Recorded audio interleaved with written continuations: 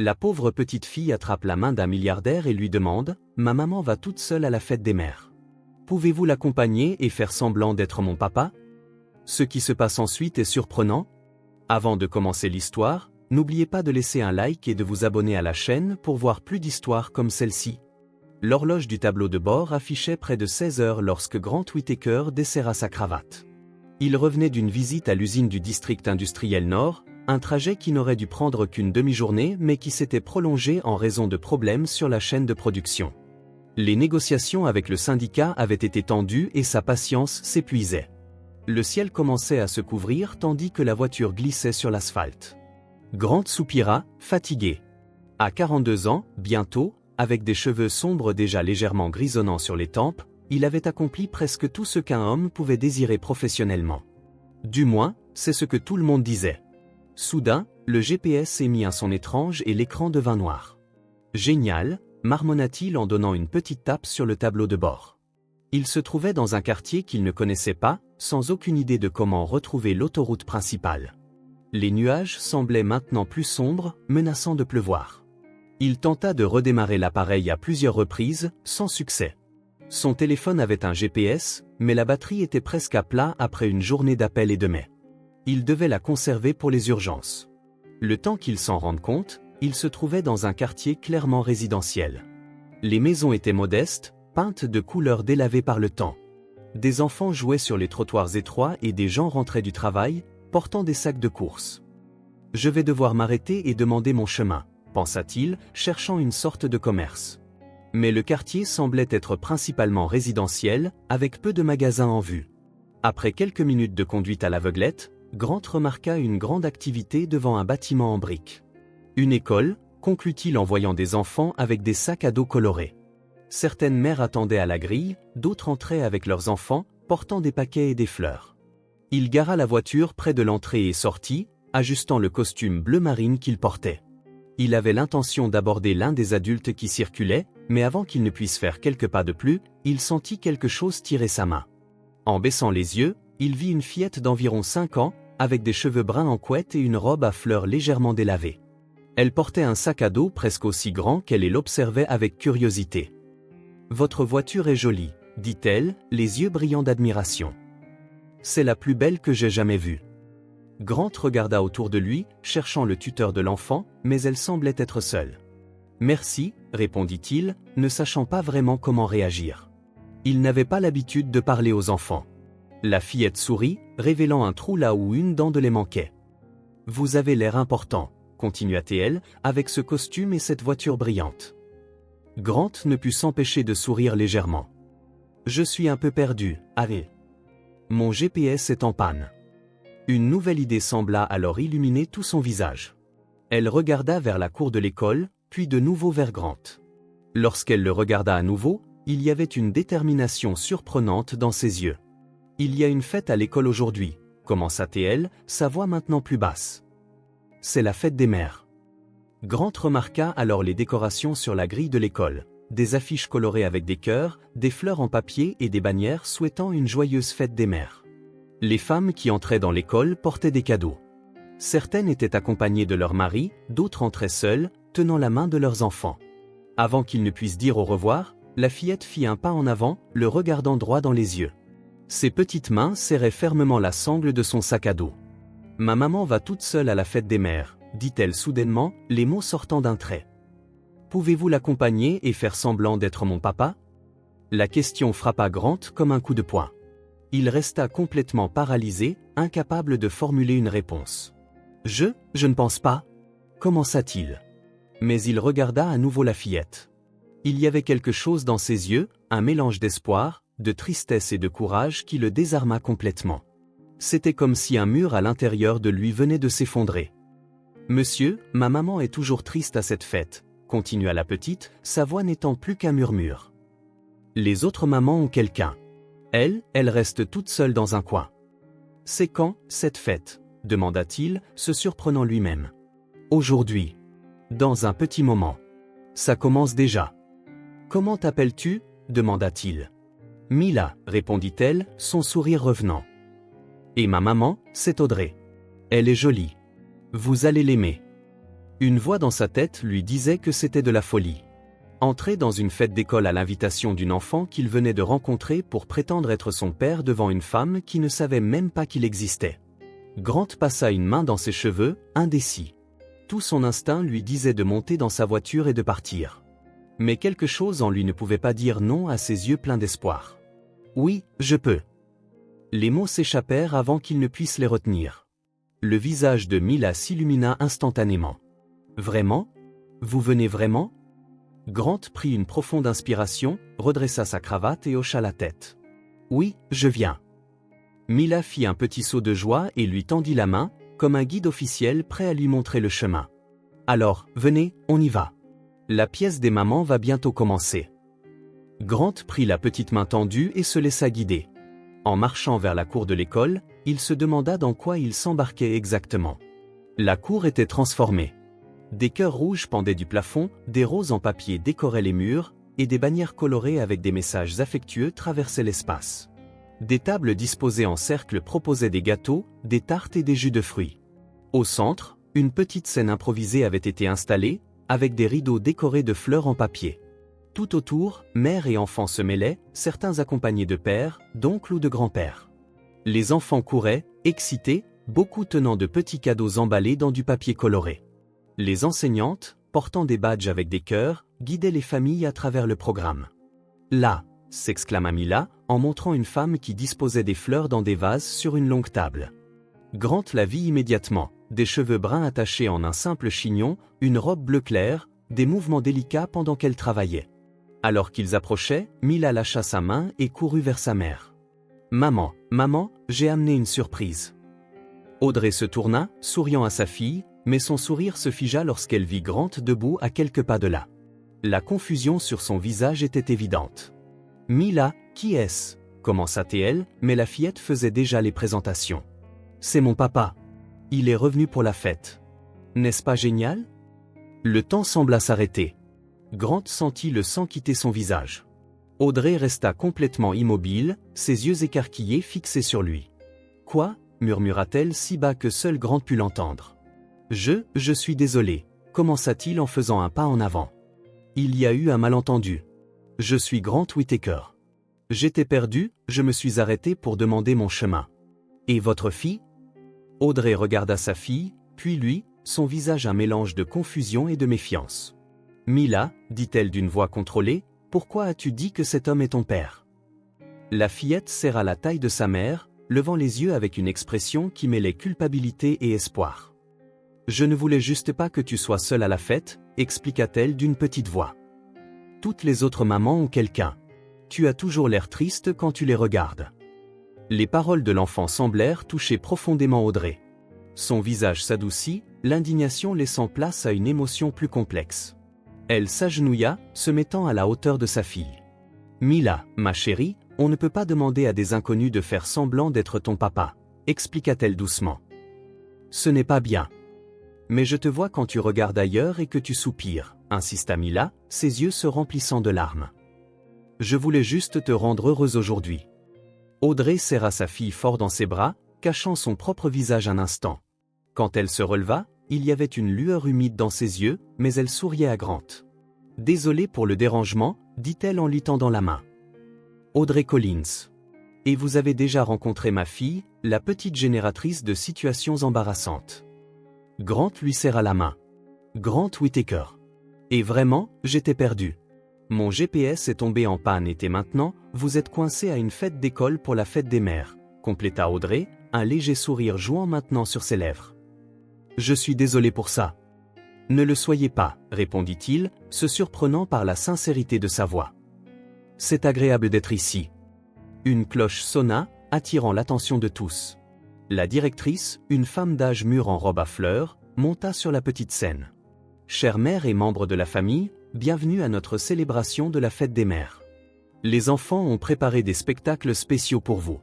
Veuillez trouver vos places. Mila attrapa les mains de Grant et de sa mère, les tirant vers les chaises disposées devant la scène. Venez, je danse dans la troisième chanson. Ils s'assirent, Mila au milieu, balançant ses jambes avec excitation. Grant observa les familles autour d'eux. Des pères avaient le bras autour des épaules de leurs femmes. Des grands-mères prenaient des photos avec leur téléphone. Des mères célibataires, comme Audrey, échangeaient des sourires complices. Les lumières s'éteignirent et les rideaux s'ouvrirent. Un groupe de petits-enfants déguisés en fleurs apparut, récitant un poème sur les mères. Les voix enfantines, parfois fausses, remplissaient la pièce d'une douceur presque palpable. « Regarde », chuchota Mila en montrant une fille déguisée en tournesol. « C'est mon amie Zoé. » Audrey sourit, la fierté visible sur son visage. « Elle est magnifique. » Grant se sentit étrangement à l'aise dans cet environnement si différent de son monde habituel. Les spectacles se succédèrent, chansons, poèmes, une courte pièce de théâtre. Chaque enfant cherchait avidement dans le public les visages de sa famille, en quête d'approbation et d'admiration. Quand ce fut le tour de Mila, elle monta sur scène avec 5 autres enfants. Ils portaient des écharpes colorées et tenaient des cœurs en papier.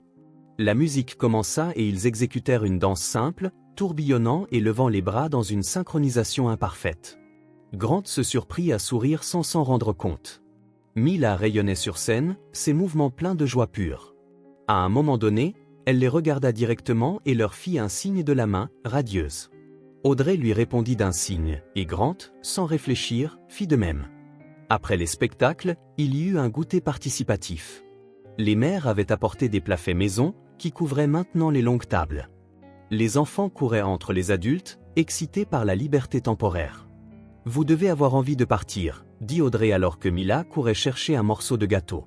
« Nous vous avons pris beaucoup de votre temps. »« En fait, j'apprécie, » répondit Grant, les surprenant tous les deux. « C'est différent de mon quotidien. »« J'imagine, » sourit-elle en jetant un coup d'œil à son costume coûteux. Une enseignante s'approcha, portant de petits paquets. « Audrey, les cadeaux pour les mamans sont magnifiques. Merci pour l'aide. »« Ce n'est rien, Suzanne. Je suis heureuse d'aider. » L'enseignante s'éloigna et Grant remarqua quelque chose dans le regard d'Audrey. Une lueur de satisfaction, d'appartenance. C'était sa communauté, réalisa-t-il, un endroit où elle était appréciée non pour ce qu'elle avait, mais pour ce qu'elle donnait. Mila revint en courant, la bouche barbouillée de chocolat, les yeux brillants de bonheur. « Vous avez vu ? J'ai parfaitement dansé. Je n'ai fait aucune erreur. »« Nous avons vu, ma chérie. » Audrey essuya le coin de la bouche de sa fille avec une serviette. « Tu as été parfaite. »« Tu as trouvé aussi, tonton Grant ?» Le titre le prit par surprise, mais d'une certaine manière, il sonnait juste. Ce n'était pas un mensonge comme papa, mais c'était tout de même affectueux. « J'ai trouvé ça incroyable, » répondit-il honnêtement. « Tu as beaucoup de talent. » Le sourire que Mila lui offrit en retour était comme un petit soleil illuminant tout son visage. La fête se poursuivit encore 1 heure.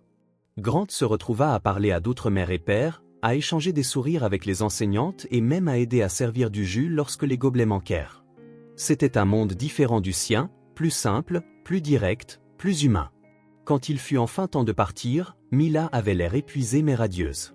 Elle tenait une carte faite à la main et une petite plante dans un pot décoré. « Un cadeau pour la meilleure maman du monde », expliqua-t-elle en montrant la plante à Grant. « J'ai peint le pot moi-même. » À la grille de l'école, Audrey se tourna vers lui. La gêne initiale avait été remplacée par quelque chose de plus doux, de plus authentique. « Merci d'être resté, » dit-elle. Cela a beaucoup compté pour Mila. « Et pour vous ?» La question lui échappa avant qu'il ne puisse réfléchir. Audrey sourit, un sourire qui atteignit ses yeux. Aussi. C'était agréable de ne pas être seule aujourd'hui. Mila, tenant la main de sa mère, tendit l'autre à Grant. « Merci d'avoir fait semblant d'être mon papa, » dit-elle avec la sincérité brutale des enfants. C'était la meilleure fête des mères. Grant sentit quelque chose se serrer dans sa poitrine. Pas de manière douloureuse, mais comme un éveil. « Tout le plaisir a été pour moi, Mila. » En les regardant s'éloigner vers l'arrêt de bus, Grant réalisa que pendant quelques heures, il avait fait partie de quelque chose de réel, quelque chose que tout son argent et son pouvoir ne lui avaient jamais procuré. Et étonnamment, il ne voulait pas que ça se termine. La porte de l'ascenseur s'ouvrit silencieusement, révélant le hall privé qui menait à l'appartement de Grant. Ses chaussures italiennes résonnèrent sur le sol en marbre alors qu'il se dirigeait vers l'entrée.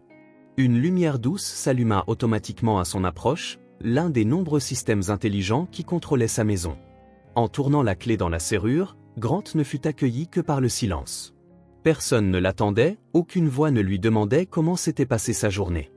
L'appartement était exactement comme il l'avait laissé le matin, impeccable, organisé et complètement vide. Il jeta les clés sur la table basse et desserra sa cravate, se libérant enfin du nœud qui semblait l'avoir étouffé toute la journée. L'horloge indiquait presque 21 heures. La visioconférence qu'il avait manquée avait entraîné un flot de mets furieux, auquel il avait répondu à la hâte depuis la voiture, inventant une excuse sur des difficultés techniques. Grant se rendit dans la cuisine design, tout en nuances de gris et de noir. Il ouvrit le réfrigérateur et fixa l'intérieur pendant quelques secondes, sans vraiment voir ce qu'il y avait. Il n'avait pas faim. Il referma la porte et opta pour un verre de vin. Un cabernet primé qu'il avait acheté lors de son dernier voyage. Alors que le liquide rubis glissait dans le verre, son esprit retourna à l'après-midi inattendu qu'il venait de vivre. Le visage de Mila apparut vivement dans sa mémoire, ce sourire avec l'espace entre ses dents, l'excitation authentique dans ses yeux alors qu'elle dansait sur la scène de l'école. Et Audrey, avec son regard de gratitude lorsqu'il était resté jusqu'à la fin de la fête. « Merci d'être resté », avait-elle dit. Cela a beaucoup compté pour Mila. Grant apporta le verre dans le salon spacieux et s'assit sur le canapé en cuir, regardant par les baies vitrées qui révélaient la ville illuminée en contrebas. De si haut, elle ressemblait à un tapis de bijoux scintillants. Il aurait dû admirer la vue, apprécier tout ce qu'il avait accompli pour mériter un tel spectacle. Au lieu de cela, ses pensées étaient fixées sur une petite cour d'école décorée de cœurs en papier. Le silence de l'appartement semblait maintenant assourdissant. Il n'y avait pas de rire d'enfant, pas de conversation, pas de bruit d'autres personnes, juste le bourdonnement lointain de la climatisation et le tintement occasionnel des glaçons dans son verre. Grant se dirigea vers une bibliothèque discrète où il gardait certains des rares objets personnels qu'il possédait. Parmi les livres d'affaires et les récompenses d'entreprise, il y avait une seule photo encadrée, lui, à 10 ans, entre ses parents, devant une maison modeste. La dernière photo qu'ils avaient prise ensemble avant le divorce. Son père était parti 2 semaines plus tard. « Je vais trouver une vie meilleure pour nous », avait-il promis. Des lettres étaient arrivées pendant quelques mois, puis des appels occasionnels, jusqu'à ce que le silence s'installe pour de bon. Grant grandit en regardant sa mère enchaîner 2 emplois, rentrant épuisé chaque soir, s'endormant souvent sur le canapé sans même avoir l'énergie d'aller jusqu'à sa chambre. Elle mourut d'un cancer quand Grant était à l'université. Elle travailla jusqu'au dernier mois, refusant d'accepter de l'aide même lorsqu'il trouva un emploi à temps partiel pour aider avec les factures. « Concentre-toi sur tes études », insistait-elle. « Ça te donnera un avenir que je ne peux pas t'offrir. » Grant prit une autre gorgée de vin, la gorge serrée par les souvenirs. Son père était réapparu à l'enterrement, plus âgé, plus usé par le temps, plein d'excuses et de regrets. Trop tard. Grant l'écouta en silence, accepta l'étreinte maladroite et ne répondit plus jamais à ses appels par la suite. 3 ans plus tard, il apprit par un avocat qu'il était également décédé. Maintenant, à 42 ans, Grant avait construit exactement le genre de vie dont sa mère avait rêvé pour lui. Sécurité financière, reconnaissance professionnelle, un appartement luxueux dans le meilleur quartier de la ville. Et une solitude complète. Le sourire de Mila lui revint en mémoire. La façon dont elle regardait sa mère avec une adoration absolue. La façon dont Audrey, même clairement fatiguée après une longue journée de travail, trouvait encore l'énergie de sourire, de serrer dans ses bras, d'être pleinement présente pour sa fille. Grant se leva et se dirigea vers la fenêtre. En bas, de petits points de lumière se déplaçaient. Des voitures qui ramenaient des gens chez eux, dans leur famille, dans des endroits où on les attendait, où ils manquaient. La vérité le frappa comme jamais auparavant. Personne ne se serait inquiété s'il n'était pas rentré chez lui aujourd'hui. Il n'y avait pas une seule personne au monde qui l'attendait, soucieuse de son bien-être, désireuse de sa compagnie. Il avait construit toute une vie axée sur le fait de ne plus jamais connaître les difficultés financières que sa mère avait subies. Chaque décision, chaque sacrifice, chaque heure supplémentaire au bureau, tout cela pour s'assurer qu'il ne dépendrait plus jamais de personne, qu'il ne serait plus jamais abandonné. Et dans le processus, il n'avait permis à personne de s'approcher suffisamment pour s'en soucier. Le téléphone vibra sur la table. C'était son assistante, lui envoyant l'emploi du temps mis à jour pour le lendemain. 3 réunions le matin, un déjeuner avec des investisseurs, une visioconférence avec la filiale de Singapour le soir en raison du décalage horaire. La routine parfaite d'un homme qui a réussi. Grant mit le téléphone de côté sans répondre. Il finit son vin et s'en versa un autre verre. Un instant, il imagina ce que ce serait de rentrer à la maison et de trouver quelqu'un qui l'attend, quelqu'un qui lui demanderait comment s'est passée sa journée, partagerait le dîner, apporterait de la vie à ses murs vides. Les mots de Mila résonnaient dans son esprit, une question si simple, si directe. Et pendant quelques heures, il avait eu un aperçu d'une vie différente. Pas en tant que père, bien sûr, ce serait absurde, mais en tant que quelqu'un qui comptait pour d'autres personnes, quelqu'un dont la présence faisait une différence. Grant posa le verre vide sur la table et se rassit. Le silence semblait peser sur ses oreilles, comme s'il devenait plus dense, plus lourd à chaque minute qui passait. Sa mère disait que le silence pouvait être un ami ou un ennemi, selon ce qu'il y avait dans votre cœur. Et quand tu es en paix avec toi-même, le silence est réconfortant, expliquait-elle. Quand tu ne le es pas, il crie plus fort que n'importe quel bruit. Cette nuit-là, le silence hurlait. Il hurlait les choix faits, les chemins non empruntés, les liens évités.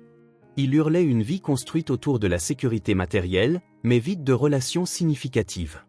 Grant prit la télécommande et alluma la télévision, juste pour avoir un bruit de fond. Un présentateur de nouvelles parlait de l'économie mondiale, des fusions d'entreprises, de la bourse. Le monde dans lequel il vivait et respirait chaque jour. Mais les mots semblaient lointains, déconnectés du sentiment qui remplissait maintenant sa poitrine.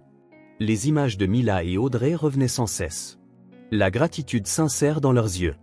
La simplicité de leurs remerciements, la façon dont, pendant quelques heures, il avait ressenti quelque chose de différent, quelque chose qu'il ne pouvait nommer mais qui laissait un vide encore plus grand une fois parti. Le silence qui l'entourait maintenant n'était pas seulement l'absence de son.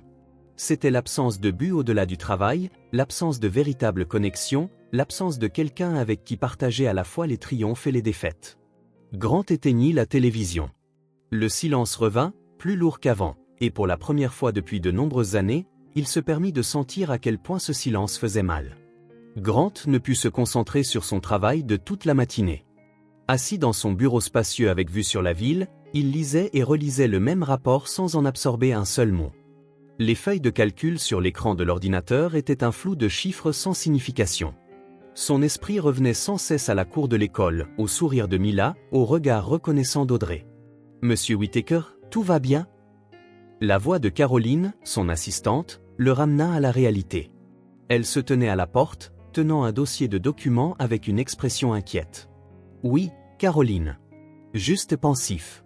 « Vous semblez distant aujourd'hui, monsieur. Puis-je vous apporter un café ?» Grant jeta un coup d'œil à l'horloge.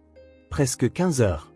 L'école de Mila devait se terminer vers 16 heures, si elle était comme la plupart des écoles. « Non, merci. En fait, je vais partir plus tôt aujourd'hui. Annuler ma dernière réunion. » Caroline parut surprise. Grant ne partait jamais avant 20 heures, mais elle se contenta de hocher la tête. « Dois-je donner une raison spécifique ? Dire qu'un engagement personnel inévitable est survenu ?» 20 minutes plus tard, Grant traversait les rues de la ville, conscient qu'il faisait quelque chose de complètement inhabituel. Il avait mémorisé le chemin du retour vers ce quartier simple sans avoir besoin du GPS. Une partie de lui se demandait ce qu'il faisait, quelle folie c'était. Une autre partie, cependant, ressentait une étrange urgence, comme s'il répondait à un appel dont il ignorait même l'existence. Il se gara à un pâté de maison de l'école, comme la veille. Portant un costume plus décontracté aujourd'hui, il sortit de la voiture et se dirigea vers la grille, se sentant étrangement nerveux. « Qu'est-ce que je fais ici ?» se demanda-t-il pour la 10e fois. Il n'y avait pas de fête aujourd'hui, aucune excuse pour sa présence, juste un besoin inexplicable de revoir cet enfant, de vérifier si elle allait bien. Il se tint à quelques mètres de l'entrée, observant. Les enfants commençaient à sortir en petits groupes, certains accompagnés d'adultes, d'autres apparemment autorisés à rentrer seuls. Les enseignantes supervisaient la sortie, disant au revoir avec des sourires et des signes de la main. C'est alors qu'il la vit. Mila sortit du bâtiment, portant le même sac à dos disproportionné, son uniforme scolaire légèrement trop grand pour sa petite taille. Elle semblait chercher quelqu'un, probablement sa mère. Puis son regard croisa celui de Grant. Un instant, elle parut ne pas croire ce qu'elle voyait. Puis son visage s'illumina d'un sourire qui fit vibrer quelque chose en Grant. « Vous êtes revenu !» s'exclama Mila en courant vers lui avec une excitation qui attira des regards curieux. Grant se sentit momentanément mal à l'aise avec cette attention, mais le sourire de la fillette était trop contagieux pour s'en soucier. « Je passais par là et j'ai pensé dire bonjour », ment-il, essayant de paraître désinvolte. Mila s'arrêta devant lui, essoufflée par sa course, ses grands yeux étudiant son visage comme si elle essayait de résoudre un mystère. « Vous êtes venu me chercher ? Maman n'arrive que plus tard. Elle travaille. » Grant hésita. Il n'avait pas prévu cela. En fait, il n'avait rien prévu au-delà de la revoir. Pas exactement. Je voulais juste savoir comment tu allais après la fête d'hier. C'était la meilleure fête, s'exclama TL en sautillant légèrement. Tout le monde a aimé notre danse et la maîtresse a dit que j'avais très bien fait et maman a adoré le pot que j'ai peint. Son excitation était contagieuse. Grant se surprit à sourire sans s'en rendre compte. Où travaille ta mère ? Demanda-t-il, véritablement curieux. Le sourire de Mila s'estompa un peu. Elle nettoie des maisons et des bureaux. Aujourd'hui, elle est dans un grand immeuble du centre-ville. C'est une femme de ménage. Il y avait une simplicité désarmante dans la façon dont Mila parlait, sans honte ni embarras, énonçant simplement un fait. Et elle vient te chercher après ? Mila secoua la tête. Non, j'attends chez Madame Beth. Elle montra une femme âgée qui surveillait quelques enfants. Maman vient me chercher là-bas quand elle a fini de travailler. Parfois très tard. Grant hocha la tête, absorbant l'information. Je vois. Et tu aimes rester chez Madame Beth ?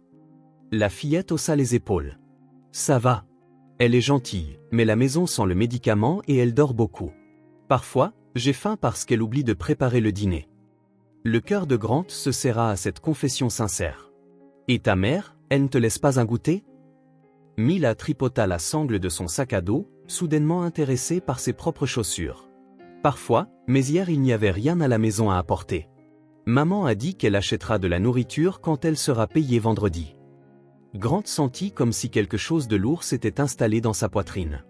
La fillette parlait d'avoir faim avec la même nonchalance qu'elle parlait de l'école. « A-t-elle pu t'envoyer un goûter aujourd'hui » demanda-t-il, essayant de garder sa voix neutre. Mila secoua la tête. « Non, on n'a plus rien. Mais ça va, Madame Beth a probablement des biscuits salés. » Une enseignante s'approcha, regardant Grant avec méfiance. « Bonjour Mila. Ce monsieur est de votre famille ?» Avant que Grant ne puisse s'expliquer, Mila répondit avec conviction, « C'est tonton Grant. Il est venu à la fête hier. Ma maman le connaît. » L'enseignante regarda Grant, toujours méfiante. « Êtes-vous autorisé à récupérer Mila ?»« Non, je ne le suis pas, » répondit-il honnêtement. « Je suis juste passé dire bonjour. Elle va avec Madame Beth comme d'habitude. » La mention de la gardienne connue sembla rassurer l'enseignante, qui hocha la tête. « Je vois. Eh bien, Mila, Madame Beth t'attend. Tu ferais mieux de ne pas être en retard. »« J'arrive, maîtresse, » répondit Mila, mais elle ne bougea pas. Quand l'enseignante s'éloigna, elle regarda Grant avec une expression soudainement sérieuse. « Vous revenez demain aussi ?» La question prit Grant au dépourvu. Il n'y avait pas pensé. Une partie de lui savait qu'il devrait dire non, mettre fin à ce lien étrange avant qu'il ne devienne plus compliqué. Mais une autre partie, la même qui l'avait amené ici, ne pouvait résister à l'espoir dans ses yeux. « Peut-être, » répondit-il prudemment. « Si je peux quitter le travail plus tôt. » Le visage de Mila s'illumina à nouveau. « J'espère que vous pourrez. Demain, j'ai des maths. C'est ma matière préférée. » La femme âgée appela depuis la grille. « Mila, allons-y, ma chérie. Il se fait tard. »« Je dois y aller, » dit la fillette en reculant déjà. Puis elle s'arrêta, dans un mouvement soudain, serra la taille de Grant. Ce fut si rapide qu'il eut à peine le temps de l'enregistrer, un contact léger, presque fantomatique, avant qu'elle ne s'enfuit. « Au revoir, tonton Grant. » Grant resta immobile, la regardant courir vers la femme âgée et s'éloigner toutes les deux sur le trottoir. Quelque chose en lui avait changé, comme si une porte longtemps fermée avait été grande ouverte. Au cours des 3 jours suivants, Grant réorganisa ses réunions, délégua des tâches et quitta le bureau à la même heure, retrouvant toujours Mila à la grille de l'école. La fillette l'attendait déjà avec un sourire, comme si elle était absolument certaine qu'il viendrait. Dans leur brève discussion avant qu'elle ne parte avec Madame Beth, Grant en apprit davantage sur sa vie. Sa mère travaillait à 3 endroits différents pendant la semaine. Elle vivait dans un petit appartement d'une chambre où Mila dormait dans le lit et Audrey sur un matelas par terre. Elle n'avait pas de télévision, mais sa mère lui rapportait toujours des livres de la bibliothèque publique. Parfois, lorsque l'argent manquait avant la fin du mois, elle n'avait que du pain et du beurre pour le dîner ou buvait du thé pour tromper leur ventre, comme l'expliquait Mila avec pragmatisme. Le 4e jour, Grant arriva plus tôt. Il s'arrêta dans une épicerie fine en chemin et acheta des sandwichs frais, des jus de fruits et quelques sucreries. Il mit tout dans un sac en papier ordinaire, sans le logo du magasin coûteux. Quand Mila l'aperçut à la grille, Elle courut comme d'habitude, mais s'arrêta, curieuse, en voyant le sac. « Qu'est-ce que c'est » demanda-t-elle en montrant du doigt. « Un goûter » répondit Grant en lui tendant le sac. « J'ai pensé que tu aurais peut-être faim aujourd'hui. » Les yeux de Mila s'écarquillèrent. Elle ouvrit le sac et regarda à l'intérieur, son expression passant de la curiosité à l'étonnement, puis à la joie. « C'est pour moi ? C'est super. Maman n'a rien envoyé aujourd'hui parce qu'il n'y avait pas de nourriture à la maison, dit-elle, sa voix débordant d'une gratitude sincère, comme si Grant lui avait offert le cadeau le plus précieux du monde. Grant sentit une boule dans sa gorge. Un enfant de 5 ans ne devrait pas être si reconnaissant pour un simple goûter. Un enfant ne devrait pas savoir ce que c'est que de ne pas avoir de nourriture à la maison. Il y en a plein là-dedans, dit-il, essayant de contrôler l'émotion dans sa voix. Tu peux partager avec Madame Beth si tu veux. Mila secoua la tête, tenant le sac comme un trésor. Je vais le garder pour le partager avec maman. Elle rentre si fatiguée du travail. Cette réponse ne fit qu'agrandir la boule dans la gorge de Grant. Une enfant qui pensait à garder de la nourriture pour sa mère alors qu'elle avait clairement faim elle-même. Juste à ce moment-là, Madame Beth s'approcha. C'était une femme âgée aux cheveux blancs et à la démarche légèrement voûtée, avec une expression gentille mais fatiguée. « Bonjour », salua-t-elle, regardant Grant avec curiosité. « Vous devez être l'oncle dont Mila n'arrête pas de parler. » Grant lui tendit la main. « Grant Whittaker. J'ai rencontré Mila et sa mère à la fête de l'école. » La vieille femme hocha la tête en lui serrant la main. « Beth Oliveira. Je m'occupe de Mila quand Audrey travaille, c'est-à-dire presque tout le temps, la pauvre. » Elle baissa la voix. « Ça fait du bien de voir Mila si excitée. Cette fille mérite plus de joie dans sa vie. » Grant acquiesça en silence. Madame Beth regarda le sac que Mila tenait. « Qu'est-ce qu'il y a là-dedans, ma chérie ?»« Tonton Grant a apporté un goûter », s'exclama Mila en montrant le contenu. « Il y a un sandwich, du jus et même du chocolat. » La femme lança un regard reconnaissant à Grant. « Quelle gentillesse. Mon garde-manger est presque vide aujourd'hui. Vous savez ce que c'est, la fin du mois. Ça va beaucoup aider. » Grant ressentit une pointe de culpabilité. Il n'avait jamais eu à s'inquiéter des garde-manger vides ou des fins de mois. Tandis que Madame Beth racontait comment sa retraite couvrait à peine ses médicaments, il pensa à combien de personnes comme elle et Audrey vivaient de manière invisible aux yeux des gens comme lui. « Allez, il faut y aller, » dit finalement Madame Beth. « Mila, remercie ton oncle. »« Merci, tonton Grant, » sourit la fillette, ce sourire qu'il attendait maintenant avec impatience de voir chaque jour. « De rien, Mila. À demain. » Elle hocha la tête énergiquement. « Demain, c'est vendredi. Maman est payée et on va faire les courses. » En regardant les deux s'éloigner, Grant prit une décision. Il sortit son téléphone et appela son assistante. « Caroline, j'ai besoin que vous fassiez des recherches pour moi. Je veux des informations sur les programmes d'aide alimentaire pour les écoles des quartiers défavorisés et aussi sur les bourses d'études pour les enfants à faible revenu. » « Un nouveau projet d'entreprise, monsieur ?» demanda Caroline, surprise. Grant hésita. « Non, un projet personnel. » Après avoir raccroché, il retourna à sa voiture, mais ne rentra ni chez lui ni au bureau. Au lieu de cela, il se rendit dans un grand supermarché. En parcourant les allées, remplissant son caddie de denrées non périssables, de fruits, de produits d'hygiène et de fournitures scolaires, il pensa à la façon dont sa vie avait changé en seulement 5 jours. Auparavant, ses préoccupations tournaient autour des rapports trimestriels, des cours de la bourse et des stratégies de marché. Maintenant, il ne pouvait s'empêcher de penser à une fillette de 5 ans qui gardait de la nourriture pour sa mère fatiguée, à une femme âgée avec un garde-manger vide, à une femme qui nettoyait toute la journée et pouvait à peine nourrir sa fille. À la caisse, lorsque le caissier lui demanda s'il voulait le reçu pour ses dossiers, Grant hésita. L'achat était trop important pour paraître anodin, mais trop petit pour susciter beaucoup de soupçons. Il opta pour non, paya en espèces et emporta tout dans le coffre de sa voiture. Demain serait vendredi. Le jour où Audrey serait payée, le jour où il y aurait enfin de la nourriture dans leur maison. Pour combien de temps, il ne le savait pas. Ce qu'il savait, c'est qu'il retournerait à la grille de l'école, et le jour d'après encore, et que le sac en papier avec des sandwichs n'était que le début. En rentrant dans son appartement silencieux, Grant pensa à l'ironie de la situation. Il avait bâti toute une carrière visant la sécurité financière que sa mère n'avait jamais eue. Il avait accumulé richesse, pouvoir, statut, et maintenant, pour la première fois, Il sentait qu'il avait peut-être trouvé un but à tout cela, dans un endroit qu'il n'aurait jamais imaginé, grâce à la demande inattendue d'une enfant qu'il ne connaissait pas une semaine plus tôt.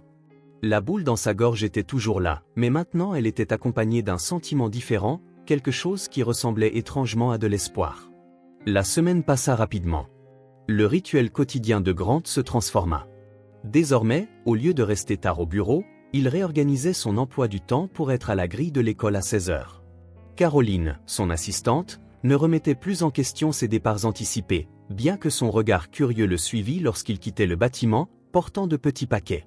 Chaque jour, Grant apportait quelque chose de différent pour Mila. Le lundi, des fruits frais. Le mardi, un livre d'histoire pour enfants qu'elle avait mentionné adorer à la bibliothèque. Le mercredi, un petit ensemble de crayons de couleur. Le jeudi, une boîte à lunch thermique avec des compartiments colorés. Des cadeaux simples, rien d'ostentatoire, rien qui n'attirerait trop l'attention. Mila recevait tout avec la même joie authentique, ses yeux brillants comme si chaque petit objet était un trésor inestimable. Plus d'une fois, Grant dut ravaler ses émotions en la voyant s'émerveiller de choses que la plupart des enfants considéreraient comme banales. Au cours de ces brèves rencontres, avant que Madame Beth ne l'emmène, Grant reconstituait le puzzle de la vie de Mila et d'Audrey. Il apprit qu'Audrey travaillait comme femme de ménage dans 3 endroits différents, un immeuble commercial en centre-ville les lundis et mardis, un complexe résidentiel les mercredis et jeudis, et des maisons privées les vendredis et parfois les samedis. Elle se levait à 5 heures chaque matin pour préparer Mila pour l'école et ne rentrait souvent qu'après 21 heures, épuisée. Le vendredi, Grant arriva plus tôt que d'habitude. Il avait soigneusement planifié ce moment. Dans le coffre de sa voiture, un grand paquet attendait, emballé dans du papier ordinaire. Il attendit que la plupart des enfants soient partis, puis repéra Mila discutant avec enthousiasme avec une camarade de classe. Quand elle le vit, comme toujours, son visage s'illumina et elle courut vers lui. « Tonton Grant, vous êtes encore venu » s'exclama-t-elle, s'arrêtant devant lui, essoufflée par sa course. « J'ai promis que je viendrais, n'est-ce pas » répondit-il en souriant. Ces derniers jours, il réalisa qu'il souriait plus qu'il ne l'avait fait au cours des dernières années. Mila hocha la tête joyeusement. Grant remarqua que son uniforme était propre mais visiblement usé. Les manches étaient trop courtes. La jupe montrait des signes d'avoir été ajustée plusieurs fois pour suivre sa croissance. Les baskets, d'un blanc qui était depuis longtemps devenu jaunâtre, avaient des semelles usées et un petit trou sur le côté. « J'ai quelque chose pour toi aujourd'hui, » dit Grant. « Mais c'est dans ma voiture. C'est un peu gros pour la porter jusqu'ici. » Les yeux de Mila s'écarquillèrent. « Gros? Qu'est-ce que c'est? Une surprise? On va le chercher ?» Mila hésita, regardant vers la grille où Madame Beth l'attendait habituellement. « Madame Beth ?» Grant suivit son regard. « Je ne pense pas qu'elle soit encore là. On peut l'attendre si tu préfères. » La fillette se mordit la lèvre, pensive. Parfois, elle est en retard quand elle doit aller chez le médecin. Alors maman a dit que je devais attendre avec mademoiselle Sandra. Juste à ce moment-là, l'enseignante que Grant connaissait maintenant de vue s'approcha. « Bonjour Mila. Madame Beth a appelé pour dire qu'elle est chez le médecin aujourd'hui. Ta mère viendra te chercher. » « Ma mère ?» Mila sembla surprise et heureuse. « Elle ne peut jamais venir me chercher le vendredi. » L'enseignante sourit gentiment. « Il semble qu'elle ait réussi à partir plus tôt aujourd'hui. » Puis, remarquant Grant, elle ajouta « Bonjour, monsieur. Grant Whittaker. Je suis un ami de la famille, » répondit-il en tendant la main. L'enseignante le salua. « Sandra Peters. Mila parle beaucoup de l'oncle qui apporte des cadeaux. » Il y avait une légère note de curiosité dans sa voix, peut-être même de suspicion, mais son sourire resta amical. « De bonnes choses, j'espère, » répondit Grant, légèrement mal à l'aise. « Les meilleures. En fait, elle a fait un dessin de vous en cours d'art plastique hier. » Mila sembla soudainement timide. « C'était une surprise, mademoiselle Peters. » Sandra rit. « Désolée, ma chérie. Ton secret est bien gardé avec moi. » L'enseignante s'éloigna pour s'occuper d'autres parents. Et Mila regarda Grant avec impatience. « On peut aller voir la surprise ? » « Bien sûr. Nous attendrons ta mère ici à la grille, mais nous pouvons aller chercher la surprise en attendant. » Ils se dirigèrent vers la voiture garée à quelques mètres de là. Grant ouvrit le coffre et sortit le grand paquet. Il n'était pas excessivement lourd, mais il était volumineux. « Qu'est-ce que c'est ? » demanda Mila, les yeux écarquillés de curiosité. Ouvre-le et tu verras, répondit Grant, plaçant le paquet par terre pour qu'elle puisse l'atteindre. Avec des doigts agiles et impatients, Mila commença à déchirer le papier. D'abord, une boîte de basket neuve apparut, blanche avec de petits détails roses. Ensuite, un uniforme scolaire complet, exactement comme celui qu'elle portait, mais neuf et à la bonne taille. Enfin, un sac à dos bleu marine avec des détails colorés, rempli de fournitures scolaires, cahiers, crayons, gommes, règles, tout ce dont un enfant pouvait avoir besoin. Mila resta complètement immobile, regardant les articles avec une expression que Grant ne pouvait pas déchiffrer. Un instant, il craignit d'en avoir trop fait, d'avoir franchi une ligne invisible. « Si tu ne les aimes pas, on peut les échanger, » dit-il, incertain. Mila leva enfin les yeux vers lui, et Grant vit que ses yeux étaient remplis de larmes. Mes affaires étaient vieilles, mais maman n'avait pas d'argent pour en acheter de nouvelles. Sa voix était presque un murmure. Quelque chose se serra en Grant. Il s'agenouilla à sa hauteur. Et, pas besoin de pleurer. Tout le monde mérite des choses neuves de temps en temps. Mila hocha la tête, essuyant ses yeux avec sa main. Le sac à dos est le plus beau que j'ai jamais vu. Et les baskets aussi. Elle touchait chaque article avec révérence, comme s'ils étaient en or. Je peux vraiment tout garder? Bien sûr que tu peux. C'est tout à toi. La fillette sourit à travers ses larmes. Puis, dans un mouvement soudain, elle jeta ses bras autour du cou de Grant, le serrant fort. Merci, tonton Grant. Vous êtes la personne la plus gentille du monde. Grant sentit une boule dans sa gorge. Il lui rendit maladroitement l'étreinte, remarquant à quel point elle était petite et fragile dans ses bras. Comment un enfant pouvait-il être si ému par des choses aussi basiques, des choses que chaque enfant devrait avoir de droit, et non comme un privilège? Mila. Une voix féminine les interrompit. Grant se leva et vit Audrey s'approcher rapidement. Elle avait l'air fatiguée, avec des cernes visibles sous les yeux, mais son visage s'illumina en voyant sa fille. Puis ses yeux se posèrent sur Grant et son expression changea, passant de la surprise à la confusion. « Monsieur Whittaker, que faites-vous ici ?» Avant que Grant ne puisse répondre, Mila courut vers sa mère, traînant le nouveau sac à dos. « Maman, regarde ce que tonton Grant m'a donné. » Des baskets neuves, un uniforme et un sac à dos plein de choses. Audrey regarda les cadeaux, puis Grant, une ombre traversant son visage. « Mila, ma chérie, peux-tu aller là-bas avec mademoiselle Sandra une minute? J'ai besoin de parler à tonton Grant. » Mila hésita, semblant sentir la tension. « Mais, maman? Juste une minute, mon cœur. S'il te plaît. » À contre-cœur, Mila prit le sac à dos et se dirigea vers l'enseignante, regardant en arrière plusieurs fois. Dès que la fillette fut hors de portée de voix, Audrey se tourna vers Grant, les yeux maintenant durs. « Qu'est-ce que cela signifie? Pourquoi donnez-vous des cadeaux coûteux à ma fille? » Grant n'avait pas anticipé cette réaction. « Ils ne sont pas chers. Ce sont juste? » « Ils le sont pour moi, » l'interrompit Audrey. « Je ne sais pas ce qui se passe ici, mais je n'ai pas besoin de charité. » Le mot charité le frappa comme une gifle. « Ce n'est pas de la charité. Je voulais juste... » Quoi? Que veut exactement un homme d'affaires qui ne nous a jamais vus avant la fête avec une fillette de 5 ans? Il y avait une véritable inquiétude dans sa voix, au-delà de l'indignation. « Je vous ai vu ici tous les jours. Mademoiselle Sandra m'a dit que vous apparaissiez avec des cadeaux, dégoûté. Ce n'est pas ce que vous pensez, se hâta de dire Grant. J'apprécie simplement sa compagnie. Mila est une enfant spéciale. Audrey croisa les bras. Je ne comprends pas. Que voulez-vous? La question resta en suspens entre eux, directe et exigeante. Grant réalisa qu'il n'avait pas de réponse simple. Que voulait-il? Pourquoi était-il là chaque jour, apportant des cadeaux, parlant à une enfant qu'il connaissait à peine? Je peux vous expliquer, dit-il finalement. Mais pas ici. Peut-être pourrions-nous parler dans un endroit plus privé. Audrey l'étudia un long moment, comme pour évaluer la menace. Finalement, ses épaules s'affaissèrent légèrement. D'accord. On peut aller chez moi. Ce n'est pas loin d'ici. On peut y aller à pied. Grant hocha la tête, soulagé. Je vais garer la voiture correctement et je vous rejoins. 10 minutes plus tard, il marchait dans les rues étroites du quartier.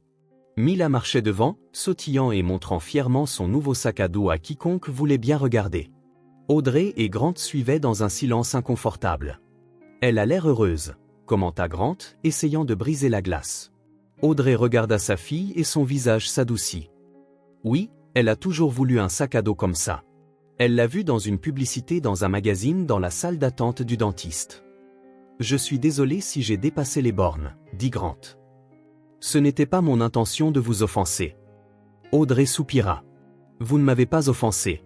Vous m'avez juste inquiété. Mila s'attache facilement aux gens, et je ne veux pas qu'elle soit déçue quand vous en aurez marre de ça, quoi que ce soit. Sa franchise le prit au dépourvu. Je n'ai pas l'intention de disparaître, répondit-il, surpris par sa propre certitude. Les gens disparaissent toujours, monsieur Whittaker. Surtout les gens de mondes différents du nôtre. Avant qu'il ne puisse répondre, Mila appela depuis un petit immeuble de 3 étages sans ascenseur. On est arrivé, maman. Allons montrer mes nouveaux cadeaux à mes poupées. Ils montèrent 2 étages jusqu'à un couloir étroit où plusieurs portes s'alignaient. Audrey ouvrit la 3e porte, révélant un appartement petit mais impeccablement propre et organisé. Le salon et la cuisine formaient un seul espace. Un petit canapé usé occupait un mur, en face d'une table basse. Dans le coin opposé, une cuisinière à 2 feux, un minuscule évier et un vieux réfrigérateur constituaient la cuisine. Une porte entr'ouverte montrait une chambre où Grant pouvait apercevoir un lit simple avec une couette colorée, de toute évidence l'espace de Mila. Ce n'est pas grand-chose, mais c'est notre maison, dit Audrey en remarquant son regard. Il y avait un défi dans sa voix, comme si elle s'attendait à un jugement. C'est confortable, répondit Grant honnêtement. Vous le tenez très bien. Mila courut dans la chambre avec ses nouveaux trésors, laissant les adultes dans le salon. Puis-je vous offrir un verre d'eau ? Demanda Audrey en se dirigeant vers la cuisine. Je n'ai rien d'autre. On n'a plus de nourriture. Aujourd'hui, c'est le jour des courses. Grant sentit un pincement au cœur. De l'eau, c'est parfait. Merci. Pendant qu'Audrey remplissait un verre, Grant observa l'appartement plus attentivement. Il n'y avait pas de télévision, mais une petite bibliothèque improvisée contenait des livres pour enfants. Sur les murs, les dessins de Mila étaient soigneusement scotchés, créant une galerie colorée et vivante. Elle aime dessiner, commenta-t-il en montrant les œuvres enfantines. Audrey sourit en lui tendant le verre d'eau. C'est son passe-temps préféré. Je dis toujours qu'elle sera une grande artiste un jour. Ils s'assirent sur le petit canapé, en gardant une distance respectueuse. De la chambre provenaient les sons de Mila parlant à ses poupées, leur montrant avec enthousiasme ses nouvelles acquisitions. Alors, commença Audrey, allez-vous me dire ce qui se passe ? Pourquoi un homme comme vous s'intéresse-t-il autant à ma fille ? Grant fit tourner le verre entre ses mains, cherchant les mots justes. Rencontrer Mila et vous, ça a remué quelque chose en moi que je n'attendais pas. J'ai beaucoup réfléchi depuis cette fête, à ma vie, à mes choix. Audrey l'observait attentivement, sans l'interrompre. Je vivais aussi dans un quartier comme celui-ci, confessa Grant, les mots sortant plus facilement qu'il ne l'imaginait. Je n'ai pas toujours été riche. Ma mère m'a élevé seule, enchaînant 2 emplois. Parfois, nous n'avions pas de nourriture à la fin du mois non plus. Les yeux d'Audrey s'écarquillèrent légèrement, sa surprise évidente. J'ai construit toute ma vie en essayant d'échapper à cette réalité, continua-t-il. J'ai travaillé dur, j'ai étudié, j'ai tout fait pour ne plus jamais être dans le besoin. Et j'ai réussi. J'ai plus d'argent que je n'en ai jamais rêvé, mais j'ai aussi une vie vide, sans personne qui se soucie vraiment que je rentre à la maison ou non. Grant fit une pause, surpris par sa propre honnêteté. Rencontrer Mila, ça m'a fait me souvenir de choses que j'avais enfouies depuis longtemps. La simplicité, la joie authentique dans les petites choses. Et ça m'a donné envie d'aider, parce que je sais exactement ce que c'est que d'être de l'autre côté. Un silence s'installa entre eux, rempli seulement par les bruits lointains de Mila jouant. « Pourquoi ma fille ?» demanda finalement Audrey, sa voix plus douce maintenant. « Pourquoi nous ?» Grant esquissa un petit sourire. « Parce qu'elle m'a approché ce jour-là. Parce qu'elle a eu le courage de demander de l'aide à un étranger en voyant sa mère dans le besoin. Parce qu'elle m'a fait ressentir quelque chose que je croyais mort. Sa compagnie me fait du bien. » Audrey l'étudia un long moment, comme pour essayer de voir au-delà des mots. « Je n'ai pas l'habitude que les gens offrent de l'aide sans vouloir quelque chose en retour. »« Je comprends votre méfiance, » répondit Grant. « À votre place, je ressentirais probablement la même chose. » Juste à ce moment-là, Mila revint dans la pièce, portant une poupée de chiffon avec des vêtements faits à la main. « Regarde, tonton Grant. C'est Lily.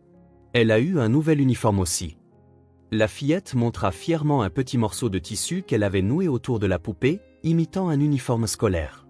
Grant sourit, sincèrement touché. « C'est très joli, Mila. tu es très créative. Audrey observa l'interaction, son visage un mélange d'émotions. Quand Mila retourna dans la chambre pour continuer à jouer, elle se tourna vers Grant. Je ne sais pas si c'est une bonne idée, dit-elle. Honnêtement, j'ai peur que Mila ne s'attache trop et qu'elle soit blessée ensuite. Je comprends votre inquiétude, répondit Grant. Mais je vous promets que je ne suis pas là sur un coup de tête. Je ne vais pas simplement disparaître, Audrey. On verra. Pour l'instant, merci pour les cadeaux. Je sais qu'elle en avait besoin et que je ne pouvais pas les lui offrir en ce moment. La vulnérabilité de cet aveu toucha profondément Grant. Vous n'avez pas à me remercier. C'était un plaisir de voir sa joie. Un silence plus confortable s'installa entre eux. De la chambre provenaient les sons de la voix excitée de Mila, inventant des histoires pour ses poupées. Des histoires qui incluaient maintenant un tonton Grant qui apportait des cadeaux magiques. Et assis sur ce canapé usé, dans un appartement petit et simple, Grant se sentit plus chez lui que dans son luxueux penthouse. 3 jours s'écoulèrent depuis la visite de Grant à l'appartement d'Audrey et Mila. En ce court laps de temps, quelque chose avait subtilement changé dans leur dynamique. Les soupçons initiaux d'Audrey, bien que non entièrement dissipés, avaient cédé la place à une acceptation prudente de la présence de Grant dans leur vie. Le jeudi après-midi, Grant se rendit à l'école à l'heure habituelle, impatient de voir Mila. Ces derniers jours, c'était devenu une partie de sa routine de l'attendre à la sortie, de parler de sa journée et de la raccompagner parfois à la maison, en respectant toujours les limites qu'Audrey avait fixées. En arrivant à la grille de l'école, cependant, Grant remarqua quelque chose de différent. Mademoiselle Sandra, qui le reconnaissait maintenant, s'approcha de lui avec une expression préoccupée. « Monsieur Whittaker, je suis contente que vous soyez là, dit-elle. Mila n'est pas venue en classe aujourd'hui. » Grant sentit un pincement d'inquiétude. « Est-elle malade ? » ?»« Je ne suis pas sûr. Nous n'avons reçu aucun avis. J'ai essayé d'appeler sa mère, mais je n'ai pas réussi à la joindre. Ce n'est pas son genre. Audrey nous prévient toujours quand Mila ne peut pas venir. » L'inquiétude de Grant grandit. « Je vois. Je vais passer à leur appartement pour vérifier. Merci de m'avoir prévenu. » 20 minutes plus tard, Grant montait en hâte les escaliers du petit immeuble. Il frappa à la porte de l'appartement, mais il n'y eut pas de réponse immédiate. Il était sur le point de frapper à nouveau quand il entendit des bruits de pas traînant s'approcher. La porte s'ouvrit pour révéler Audrey, l'air épuisé.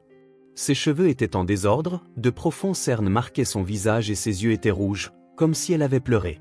« Grant » demanda-t-elle, clairement surprise. « Que faites-vous ici ? Mademoiselle Sandra m'a dit que Mila n'était pas allée à l'école aujourd'hui. J'étais inquiet. » Audrey passa une main dans ses cheveux, un geste de pure lassitude. « Mila est malade. Forte fièvre depuis la nuit dernière. » La porte s'ouvrit plus largement et Grant put voir le petit salon. Sur le canapé usé, enveloppé dans une fine couverture, se trouvait Mila. Son visage habituellement rosé était pâle, à l'exception de joues rougies par la fièvre.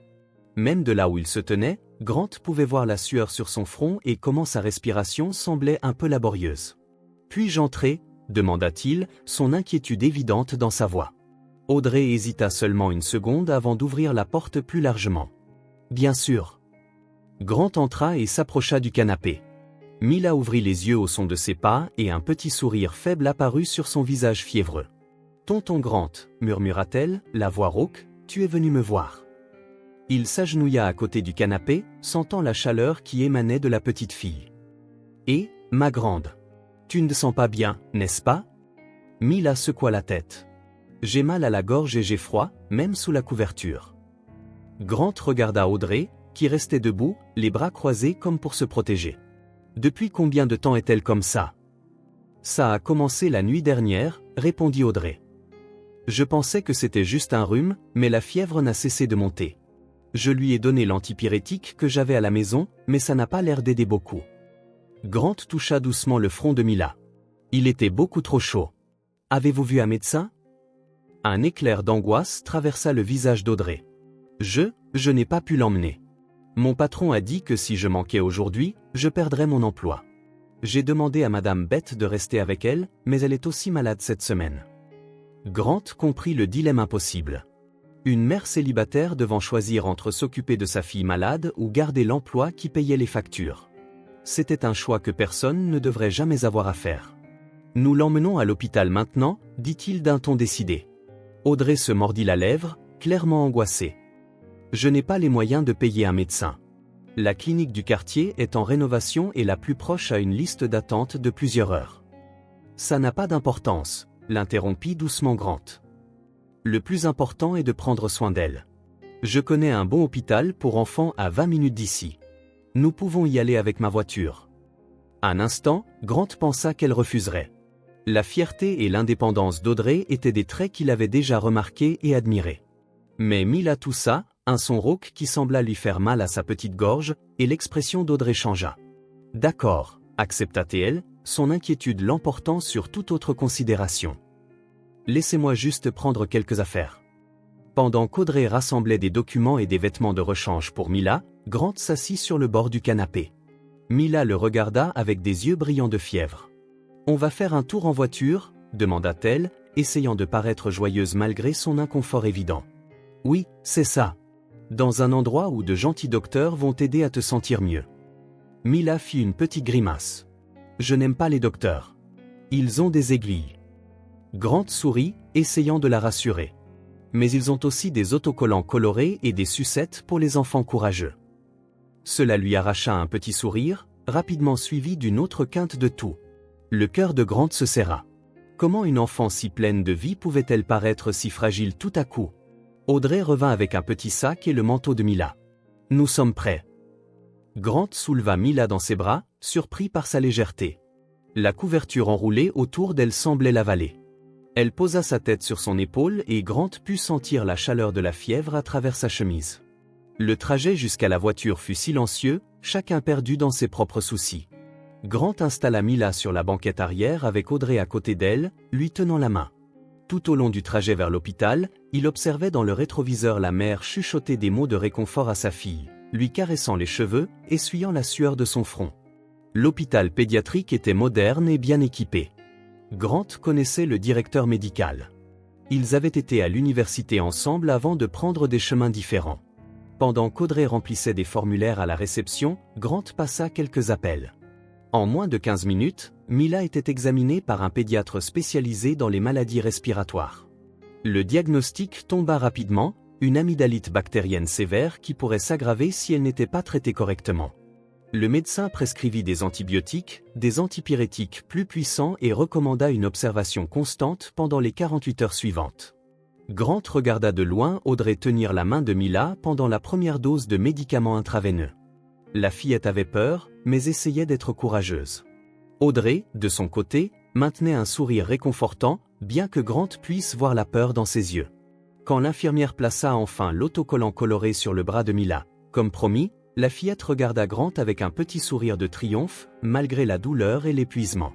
À ce moment-là, assis dans une salle d'attente d'hôpital, regardant une mère et sa fille affronter un autre défi ensemble, Grant réalisa à quel point sa vie avait changé en si peu de temps. Quelques semaines plus tôt, il aurait été dans son bureau, préoccupé par des chiffres, des contrats et des délais. Maintenant, rien ne semblait plus important que de voir l'étincelle revenir dans les yeux d'une petite fille qui avait involontairement trouvé son chemin dans son cœur. Les 3 jours qui suivirent l'admission de Mila à l'hôpital furent intenses. Grant se relayait avec Audrey à l'hôpital, lui permettant de se reposer quelques heures pendant qu'il restait aux côtés de la petite fille. L'amygdalite avait été plus grave que prévu initialement, nécessitant des antibiotiques puissants et une surveillance constante. Grant annula des réunions, délégua des projets, pour la première fois depuis des années, mit son travail au second plan. Caroline, son assistante, était perplexe face au changement de comportement de son patron, mais suivit ses instructions sans poser de questions. Le matin du 4e jour, le médecin annonça enfin la nouvelle qu'ils attendaient. Mila était hors de danger et pouvait rentrer chez elle. Elle devrait encore se reposer et continuer ses médicaments, mais le pire était passé. « C'est une battante », commenta la pédiatre en signant les papiers de sortie. Elle n'a même pas pleuré quand on a changé sa perfusion. Grant sourit, fier comme s'il était le père de la fillette. C'est l'enfant la plus courageuse que je connaisse. Audrey, qui n'avait dormi que quelques heures la nuit précédente, semblait à la fois soulagée et épuisée. Quand Mila apparut dans un fauteuil roulant de l'hôpital, un protocole standard pour la sortie même si le patient pouvait marcher, son petit visage était encore pâle, mais l'éclat revenait progressivement dans ses yeux. « Regarde, maman, j'ai eu un ours de l'infirmière Laura », s'exclama-t-elle en montrant un petit ours en peluche habillé en médecin. Audrey s'agenouilla devant sa fille, glissant une mèche de cheveux derrière son oreille. C'est adorable, mon amour. Et tu lui as donné un nom? Mila regarda l'ours sérieusement, puis Grant, et sourit. Docteur Grant, parce qu'il m'a aidé à guérir, tout comme tonton Grant. Grant sentit une boule dans sa gorge. Il se racla la gorge pour dissimuler son émotion et prit les quelques sacs avec leurs affaires. On rentre à la maison? Je parie que quelqu'un en a marre de la nourriture de l'hôpital. Je veux des macaronis au fromage, déclara Mila, déjà plus enjouée. Et tu en auras? Promit Audrey en lui embrassant le sommet de la tête. Sur le chemin de l'appartement, Grant tenta d'aborder un sujet délicat qu'il avait repoussé. Audrey, à propos des frais d'hôpital? Je les paierai, l'interrompit-elle fermement. Cela prendra peut-être du temps, mais je rembourserai chaque centime. Je peux voir si je peux trouver un deuxième emploi le week-end. Grant secoua la tête. Ce n'est pas ça. L'assurance maladie de mon entreprise a tout couvert. La seule chose que nous devons acheter, ce sont les médicaments pour qu'elle continue à la maison. Audrey le regarda avec surprise. Que voulez-vous dire? Je n'ai pas d'assurance maladie. Je sais, mais disons que je connais des gens. J'ai réussi à ajouter Mila comme dépendante temporaire. C'est un avantage que nous avons pour les urgences. C'était un mensonge, bien sûr. Grant avait simplement payé la facture de l'hôpital de sa propre poche, mais il savait qu'Audrey n'accepterait jamais cela. Je ne sais pas quoi dire, murmura-t-elle. Ne dites rien. L'important est que Mila aille bien. Quand ils arrivèrent à l'appartement, Grant aida à installer Mila confortablement sur le canapé, avec le docteur Grant à ses côtés et une petite pile de livres pour enfants qu'il avait achetés à la librairie de l'hôpital. Je vais lui préparer quelque chose à manger, dit Audrey en se dirigeant vers la petite cuisine. Grant la suivit. Je peux aller au marché et prendre tout ce dont vous avez besoin. Audrey ouvrit le réfrigérateur presque vide et soupira. Je pense que ce serait une bonne idée. Je n'ai pas eu le temps de faire les courses avec tout ça. Grant fit une liste mentale de ce qu'il fallait acheter. Je m'en occupe. Et Audrey, vous devez vous reposer aussi. Vous avez l'air épuisée. Elle sourit faiblement. Je vais bien. Les mères n'ont pas le luxe d'être épuisées. Au moins, asseyez-vous un peu. Je vais faire du thé avant de partir. Étonnamment, elle ne protesta pas. Elle s'assit à la petite table de la cuisine pendant que Grant préparait le thé. Le silence entre eux n'était pas inconfortable, mais lourd de pensées non dites. Merci, dit-elle finalement, alors qu'il posait la tasse fumante devant elle. Pour tout. Grant se contenta de hocher la tête. Je serai de retour dans 1 heure avec les courses. Quand il revint, portant bien plus que les produits de base dont ils avaient discuté, il trouva Audrey endormie sur le canapé, à côté de Mila. La fillette mit un doigt sur ses lèvres pour signaler le silence. Maman est fatiguée, chuchota-t-elle. On s'est endormi au milieu de l'histoire qu'elle lisait. Grant rangea tranquillement les courses et prépara les macaronis au fromage que Mila avait tant voulu. Quand Audrey se réveilla, environ 1 heure plus tard, elle parut désorientée pendant quelques instants. Je me suis endormie? Quelle heure est-il? Presque 18 heures, répondit Grant en apportant une assiette de pâte à Mila. Vous aviez besoin de vous reposer. Je dois travailler demain, dit-elle en se frottant le visage. Je ne peux pas manquer un autre jour. Mila a encore besoin de soins, nota Grant. Je sais, soupira Audrey. Je vais appeler Madame Beth, voir si elle va mieux. La femme âgée était toujours malade, et Audrey semblait de plus en plus inquiète. Grant pouvait voir le dilemme impossible dans ses yeux, être avec sa fille ou garder l'emploi qui assurait leur subsistance. Je peux rester avec elle, proposa Grant. Je peux travailler à distance demain. Audrey hésita. Je ne peux pas vous demander ça. Vous ne demandez pas. Je propose. Après quelques résistances supplémentaires, Audrey accepta finalement. Il était plus de 21 heures quand Grant quitta enfin l'appartement, promettant de revenir à 7 heures le lendemain matin. Sur le chemin du retour, il pensa à la situation d'Audrey, une mère célibataire travaillant comme femme de ménage, sans réseau de soutien, toujours sur le fil entre payer les factures et s'occuper correctement de sa fille. Une réalité qu'il connaissait bien de sa propre enfance. Le lendemain matin, comme promis, Grant arriva à 7 heures précises. Audrey était déjà prête à partir, portant un simple uniforme gris avec le logo d'une entreprise de nettoyage. « Vous êtes sûr que ça ira ?» demanda-t-elle pour la 3e fois, ajustant son sac sur son épaule. Mila est encore faible.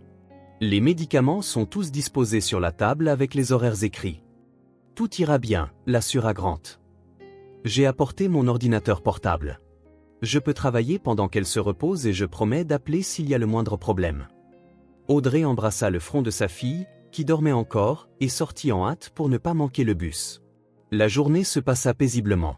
Mila dormit beaucoup. Quand elle était réveillée, elle était heureuse de dessiner ou d'écouter les histoires que Grant lui lisait. Entre deux appels professionnels, il fut surpris de voir à quel point il appréciait la tâche simple de s'occuper d'une enfant convalescente. À 18 heures, Mila était visiblement mieux, avec plus de couleurs sur ses joues et assez d'énergie pour discuter avec enthousiasme de ses dessins. Audrey avait appelé 2 fois pour prendre de leurs nouvelles et Grant l'avait rassuré que tout allait bien. « Tu restes dîner, tonton Grant ?» demanda Mila alors qu'elle dessinait ce qui ressemblait à une famille de 3 personnes devant une maison. « Pas ce soir, ma grande. Je dois retourner au bureau demain. J'ai des réunions importantes. »« Tu travailles beaucoup » observa-t-elle sans lever les yeux de son dessin. « Maman aussi. » Grant sourit. « Oui, ta mère travaille très dur. C'est une femme très forte. »« Je sais » acquiesça Mila, coloriant ce qui semblait être une robe sur la figure féminine du dessin. « Quand je serai grande, je veux être forte comme elle. » Audrey arriva vers 19 heures, l'air épuisé mais soulagé de voir sa fille clairement mieux. Après une brève discussion sur le déroulement de la journée, Grant prit congé, promettant d'appeler le lendemain pour voir comment allait Mila. Le lendemain matin, Grant retourna au bureau après près d'une semaine d'absence. Caroline l'accueillit avec un dossier de documents urgents et une liste d'appels à retourner. Le conseil d'administration est impatient d'avoir le rapport trimestriel, l'informa-TL en le suivant dans le couloir, et l'équipe de développement a besoin de l'approbation pour le nouveau projet. Grant hocha la tête, absorbant les informations en marchant. Il était si concentré qu'il faillit ne pas remarquer la silhouette agenouillée dans le hall principal, nettoyant le sol en marbre. C'est un aperçu de l'uniforme gris qui attira son attention. Grant ralentit, regarda de plus près, puis s'arrêta, complètement abasourdi. Audrey était là, à genoux, en train de frotter le sol. Elle portait des gants jaunes et avait les cheveux tirés en un simple chignon sous une casquette avec le même logo qu'il avait vu sur son uniforme la veille. Elle ne le remarqua pas, concentrée sur l'élimination d'une tâche particulièrement tenace. « Monsieur Whittaker, tout va bien ?» demanda Caroline, remarquant son expression. « Oui » répondit-il sans quitter des yeux Audrey. « Vous pouvez continuer. Je vous rejoins au bureau dans quelques minutes. » Quand son assistante s'éloigna, Grant s'approcha d'Audrey. Elle resta si absorbée par sa tâche qu'elle ne remarqua sa présence que lorsqu'il s'arrêta juste devant elle. Lorsqu'elle leva les yeux et le reconnut, son visage passa par plusieurs émotions en succession rapide. Surprise, embarras, résignation. « Grant » murmura-t-elle en se relevant rapidement et en retirant ses gants. « Vous travaillez ici » dit-il, non pas comme une question, mais comme une affirmation. Audrey détourna le regard. « Les lundis et mardis. C'est l'un de mes postes habituels. » Grant essaya de traiter l'information. Depuis combien de temps Audrey nettoyait les couloirs de l'immeuble où il passait des heures chaque jour? Combien de fois avait-il été dans le même espace sans qu'il ne la remarque jamais? Pourquoi ne m'avez-vous jamais dit que vous travailliez ici? Demanda-t-il finalement. Audrey haussa les épaules, un geste qui se voulait désinvolte mais ne pouvait cacher son malaise. J'y suis habitué. Les femmes de ménage sont invisibles. Personne ne nous voit vraiment. Les mots le frappèrent comme un coup de poing. Combien d'Audrey avait-il croisé au fil des ans sans vraiment les voir? Combien de personnes travaillaient dans les mêmes espaces que lui, assurant le bon fonctionnement de tout, sans jamais être remarquées ni valorisées? Mila va mieux, demanda-t-elle, essayant clairement de changer de sujet. Oui, j'imagine, répondit Grant, encore en train de digérer la révélation. Vous devriez être à la maison avec elle. Je ne peux pas manquer d'autres jours de travail, expliqua Audrey. J'ai déjà été trop absente à cause de l'hospitalisation. L'un des superviseurs de l'immeuble passa, jetant un regard curieux sur l'interaction entre le cadre supérieur et la femme de ménage. Je dois retourner au travail, dit Audrey en remettant ses gants. Je dois finir cet étage avant midi. Grant hocha la tête, toujours abasourdi. On parlera plus tard. En se dirigeant vers l'ascenseur, son esprit tournait à plein régime. Audrey nettoyait les couloirs, les salles de bain, les salles de conférence où il passait des heures à discuter d'investissements de plusieurs millions de dollars.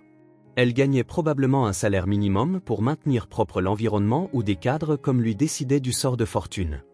Dans l'ascenseur, il appuya sur le bouton de l'étage où se trouvait le département des ressources humaines. Avant d'aller à son bureau, il devait vérifier quelque chose. 2 heures plus tard, après une réunion tendue avec le chef des RH et quelques appels au service juridique, Grant avait enfin un plan. Ce ne serait pas facile et susciterait certainement des interrogations, mais il était déterminé. Il appela l'entreprise tierce qui gérait les services de nettoyage de l'immeuble. Après s'être identifié comme le PDG, l'appel fut rapidement transféré au directeur. « Monsieur Espinoza, j'ai besoin d'une faveur. L'une de vos employées, Audrey Collins, ne doit pas revenir travailler demain. Je parlerai avec elle personnellement à ce sujet. » Il y eut une pause à l'autre bout du fil. « Monsieur Whittaker, s'il y a un problème avec son service ? » « Au contraire. Je suis très satisfait. Tellement satisfait que je l'embauche directement pour notre entreprise. Les détails seront formalisés d'ici la fin de la semaine. » Le lendemain matin, Grant arriva au bureau plus tôt que d'habitude. Il demanda à Caroline d'appeler Audrey et de lui demander de venir à son bureau dès son arrivée dans l'immeuble. « Elle ne fait pas partie de nos employés ?» nota Caroline, confuse. « Passez juste l'appel, s'il vous plaît, » répondit Grant, sans plus d'explication. À 9 heures précises, on frappa timidement à la porte. Caroline annonça Audrey, qui entra dans le bureau avec une appréhension visible. Elle portait toujours l'uniforme de l'entreprise de nettoyage, mais semblait avoir fait un effort pour paraître plus présentable, les cheveux soigneusement peignés et attachés. « Bonjour Audrey » salua Grant en se levant pour l'accueillir. « Veuillez vous asseoir. » Elle obtempéra, clairement mal à l'aise dans le bureau spacieux avec vue sur la ville. Ses yeux balayèrent rapidement le cadre luxueux avant de se poser sur Grant. « Est-ce qu'il s'est passé quelque chose ? C'est à propos de Mila ? » « Non, ne vous inquiétez pas. Mila va bien, j'espère, » répondit-il en s'asseyant non pas derrière son bureau, mais sur la chaise à côté d'elle. « Je voulais parler de vous, en fait. » Audrey fronça les sourcils, confuse. « De moi ?» Grant hocha la tête, choisissant soigneusement ses prochains mots. « Hier, après avoir découvert que vous travaillez ici, j'ai fait des recherches. J'ai découvert que vous gagnez à peine plus que le salaire minimum pour nettoyer 3 étages entiers de cet immeuble, sans avantages sociaux appropriés, sans assurance maladie, sans sécurité d'emploi. » Audrey détourna le regard, embarrassée. « C'est ce que j'ai pu trouver. Je n'ai pas beaucoup de qualifications. J'ai aussi découvert, » continua-t-il, « que vous avez obtenu votre diplôme d'études secondaires avec d'excellentes notes, malgré toutes les difficultés, et que vous avez suivi une formation technique d'assistante administrative, bien que vous n'ayez jamais pu travailler dans ce domaine. » Ses yeux s'écarquillèrent légèrement. « Comment savez-vous ça ? » « J'ai mes sources, » répondit Grant avec un petit sourire. « Le fait est que je sais que vous faites tout pour votre fille. Je sais que ce salaire n'est pas juste pour quelqu'un qui travaille aussi dur que vous. Et... » Il fit une pause, cherchant les mots justes. « Je me suis beaucoup attaché à votre compagnie. Vous méritez mieux. » Audrey le fixa, méfiante. « Mais que dites-vous exactement ?» Grant ouvrit un dossier sur la table et en sortit une enveloppe. « Je vous offre un emploi dans notre entreprise. Pas comme femme de ménage, mais comme assistante administrative au département de la responsabilité sociale. » Il lui tendit l'enveloppe. D'une main tremblante, Audrey l'ouvrit et sortit la lettre officielle avec l'entête de l'entreprise. Ses yeux parcoururent le document, s'arrêtant brusquement lorsqu'elle vit le salaire proposé, plus de 3 fois ce qu'elle gagnait actuellement. « Ce n'est pas possible, » murmura-t-elle, regardant du papier à Grant. « Il doit y avoir une erreur. »« Il n'y a pas d'erreur, » l'assura-t-il. « Cela inclut également une assurance maladie complète pour vous et Mila, des tickets repas, une indemnité de transport et des horaires flexibles pour que vous puissiez être là quand votre fille a besoin de vous. » Audrey continuait de fixer le document comme si elle craignait qu'il ne disparaisse d'un instant à l'autre. « Pourquoi ?» demanda-t-elle finalement, sa voix presque un murmure. « Pourquoi feriez-vous ça pour moi ?» Grant hésita, cherchant la réponse la plus honnête. « Parce que vous méritez une chance équitable. Parce que Mila mérite de voir sa mère épanouie et valorisée. Et parce que, d'une manière que je ne peux pas expliquer complètement, vous deux avez ramené quelque chose dans ma vie. Quelque chose qui me manquait sans même que je le sache. » Les yeux d'Audrey se remplirent de larmes. Elle essaya de les retenir, clignant rapidement des yeux, mais c'était une bataille perdue. Une larme coula sur sa joue, suivie d'une autre, puis d'une autre. « Je ne sais pas quoi dire, » murmura-t-elle, la voix étranglée par l'émotion. Dites que vous acceptez, répondit doucement Grant. Dites que vous vous offrirez, à vous et à Mila, la vie que vous méritez. Audrey regarda à nouveau la lettre entre ses mains, puis Grant. Il y avait tant de gratitude dans ses yeux qu'il sentit son propre cœur se serrer. J'accepte, dit-elle finalement, les larmes coulant maintenant librement. Merci. Je vous promets que vous ne le regretterez pas.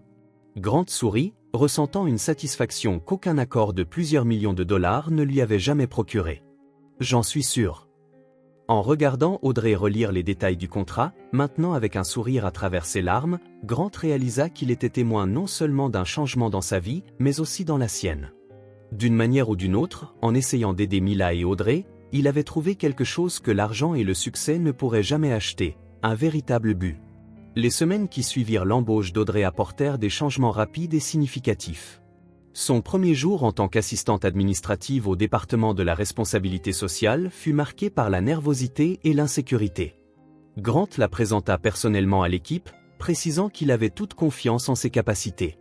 Bien que quelques regards curieux aient suivi la nouvelle venue apparue de nulle part, le professionnalisme et le dévouement d'Audrey lui valurent bientôt le respect de ses collègues.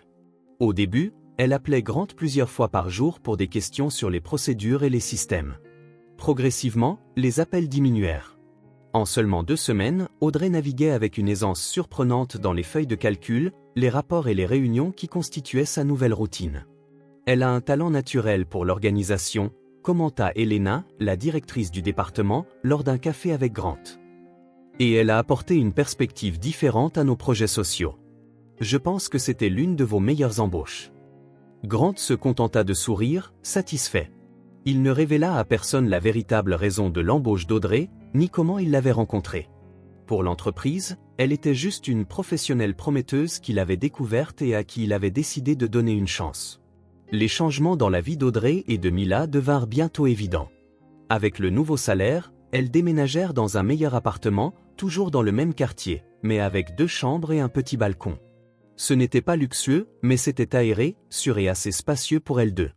Le premier salaire permit également à Audrey d'acheter un nouveau lit pour Mila et de se débarrasser enfin du matelas par terre où elle avait dormi pendant des années. Le garde-manger, autrefois souvent vide, était maintenant toujours approvisionné. Mila n'avait plus à s'inquiéter de ne pas avoir de goûter ou des jours où il n'y avait pas de nourriture à la maison. Le réfrigérateur, coloré d'autocollants pour enfants, contenait des fruits frais, des yaourts et des jus de fruits, de petits luxes qui étaient autrefois des raretés spéciales. Grant resta une partie de leur vie, mais d'une manière différente maintenant. Il n'avait plus besoin de retrouver Mila à la grille de l'école tous les jours, car Audrey avait des horaires flexibles pour récupérer sa fille. Mais chaque fois que possible, il passait pour une visite rapide, une promenade dans le parc le samedi ou une glace après les cours de natation que Mila suivait maintenant. Un jeudi ensoleillé, Grant décida de les surprendre. Il quitta le bureau plus tôt et se rendit à l'école de Mila. Il se posta discrètement près de la grille, regardant les enfants sortir. Quand Mila apparut, portant le nouvel uniforme qu'il lui avait donné il y a des mois, maintenant avec de petits signes d'usure, son visage s'illumina en le voyant. « Tonton Grant !» s'exclama-t-elle en courant vers lui avec la même énergie que toujours. « Tu es venu me chercher !» Il s'agenouilla pour recevoir l'étreinte impétueuse de la petite fille. « J'ai pensé te faire une surprise. Ta mère a dit que je pouvais t'emmener prendre un chocolat chaud avant de rentrer. » Mila sauta de joie. « Youpi! Je peux avoir un cookie aussi ?»« Bien sûr que tu peux, » rit Grant. « Mais d'abord, attendons que mademoiselle Sandra voie que c'est moi qui te récupère. » Après que l'enseignante eut confirmé que Grant était autorisé à récupérer Mila, Audrey avait ajouté son nom à la liste des tuteurs il y a des semaines, ils se dirigèrent vers un petit café voisin. Assise à une table près de la fenêtre, Mila savoura son chocolat chaud et son cookie aux pépites de chocolat tout en racontant avec enthousiasme sa journée à l'école. « Et la maîtresse a dit que mon dessin était le meilleur de la classe », conclut-elle fièrement, essuyant une moustache de chocolat avec une serviette. « Ça me rappelle ?» Mila ouvrit son nouveau sac à dos. Celui que Grant lui avait donné ne convenait plus, remplacé par un autre sur le thème des super-héros qu'Audrey avait acheté le mois dernier, et en sortit une enveloppe colorée décorée d'autocollants et de paillettes. « J'ai fait ça pour toi, » dit-elle en lui tendant l'enveloppe avec un sourire timide. Grant prit l'enveloppe, surpris et curieux. « Pour moi ? C'est un cadeau ? Mila hocha la tête, le regardant attentivement pendant qu'il l'ouvrait soigneusement pour ne pas déchirer les décorations. À l'intérieur se trouvait un dessin fait avec des feutres colorés et beaucoup de soin. Il montrait 3 personnages se tenant la main, un grand en costume, clairement Grant, un plus petit aux cheveux longs, Audrey, et un tout petit entre eux avec des couettes, Mila. Au-dessus d'eux, un soleil souriant et en arrière-plan, ce qui ressemblait à l'immeuble de bureau où Grant et Audrey travaillaient. Mais ce qui capta vraiment l'attention de Grant fut la phrase écrite en lettres irrégulières et colorée en haut du dessin, « Mon meilleur ami ». Grant sentit quelque chose se serrer dans sa poitrine. Il fixa le dessin pendant de longues secondes, incapable de parler. « Tu n'aimes pas ?» demanda Mila, sa voix soudainement inquiète. « Non, ma chérie », répondit-il rapidement, la voix légèrement étranglée. « Je l'adore. C'est le plus beau cadeau que j'ai jamais reçu. »« Vraiment ? Plus beau qu'une voiture ?» Grant rit discrètement, essuyant le coin de son œil. « Beaucoup plus beau que n'importe quelle voiture. » Mila sourit, satisfaite. « Maman m'a aidé avec les lettres. Mais j'ai fait le dessin toute seule. Tu vois comment je nous ai dessiné nous tenant la main, comme quand on va au parc. »« Je vois, » répondit Grant en regardant à nouveau le dessin. « C'est parfait, Mia. » Elle prit une autre bouchée de son cookie, pensive. « Tu sais, je voulais que tu sois mon papa le jour de la fête, tu te souviens? Mais maintenant, je pense que c'est mieux que tu sois mon meilleur ami. » Le cœur de Grant s'emballa devant la sincérité de son observation. « Pourquoi ?» demanda-t-il, véritablement curieux. Mila haussa les épaules avec la simplicité des enfants. « Parce qu'on n'a qu'un seul papa. Un meilleur ami, ça peut être pour toujours, même si toi et maman vous vous disputez un jour. » La sagesse inattendue de ce petit être le laissa sans voix. Grant se contenta de hocher la tête, tendant la main pour tenir la sienne à travers la table. « Je serai ton meilleur ami pour toujours, Mila. Je te le promets. » Quand ils finirent leur goûter, ils marchèrent main dans la main jusqu'à la voiture. Grant sentit la petite prise des doigts de Mila dans les siens, confiante et naturelle, comme si cela avait toujours été ainsi. Le dessin était soigneusement rangé dans sa mallette de travail. Il savait déjà exactement où il le mettrait, encadré sur son bureau au bureau. « Tonton Grant », appela Mila alors qu'il attachait sa ceinture de sécurité, « tu viens dîner demain, n'est-ce pas? Maman a dit qu'elle fait des lasagnes, ton plat préféré. »« Je ne manquerai ça pour rien au monde », l'assura-t-il en souriant. Le lendemain soir, Grant arriva au nouvel appartement d'Audrey et Mila, portant une bouteille de jus de raisin spécial pour trinquer avec Mila et un petit pot de violettes pour la table. L'arôme de lasagne remplissait l'air, se mêlant à l'odeur de pain à l'ail au four. « Bienvenue !» s'exclama Mila en ouvrant la porte avant même qu'il ne puisse frapper. Elle portait un petit tablier par-dessus sa robe, voulant de toute évidence aider sa mère en cuisine. L'appartement, bien que simple, était transformé. De nouveaux rideaux ornaient les fenêtres. De petites plantes apportaient de la vie au coin, et des photographies récentes, dont beaucoup incluaient Grant, décoraient les murs. C'était un foyer au sens le plus vrai du terme, accueillant, personnel, plein de vie. Audrey apparut à la porte de la cuisine, s'essuyant les mains sur un torchon. Elle portait une robe simple mais jolie et avait les cheveux lâchés, une chose rare dans les premiers mois où il l'avait connue. « Pile à l'heure », sourit-elle. « Les lasagnes viennent de sortir du four. » La table était mise avec soin. Il n'y avait pas de porcelaine fine ni de couvert en argent, mais chaque détail montrait de la prévenance. Serviettes pliées, verres alignés, même un petit arrangement floral au centre. « J'ai aidé à mettre la table », annonça fièrement Mila. « Et j'ai fait les cartons de noms. » En effet, à chaque place se trouvait une petite carte colorée avec des noms écrits de l'écriture enfantine de Mila, maman, Mila et tonton Grant, ce dernier décoré de petites étoiles. « C'est parfait », loua Grant en plaçant les violettes au centre de la table. Audrey sourit, un sourire différent de leur première rencontre. Il y avait une sérénité en elle maintenant, une confiance tranquille qui la rendait encore plus belle. « J'espère que tu aimes les lasagnes », dit-elle en servant les assiettes. « J'ai suivi la recette de ma grand-mère. » Le dîner se déroula avec le naturel d'une famille partageant non seulement un repas, mais aussi les histoires de leur journée. Audrey parla d'un nouveau projet au travail, Grant commenta une réunion comique avec des investisseurs, et Mila les divertit avec des récits élaborés de ses aventures pendant la récréation.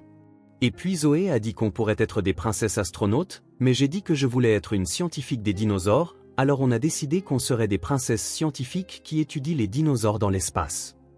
Les adultes rirent de la logique impeccable de l'imagination d'un enfant. Grant observa comment Audrey semblait plus détendue, plus confiante. La fatigue chronique qui avait marqué son visage lors de leur première rencontre avait cédé la place à une énergie renouvelée.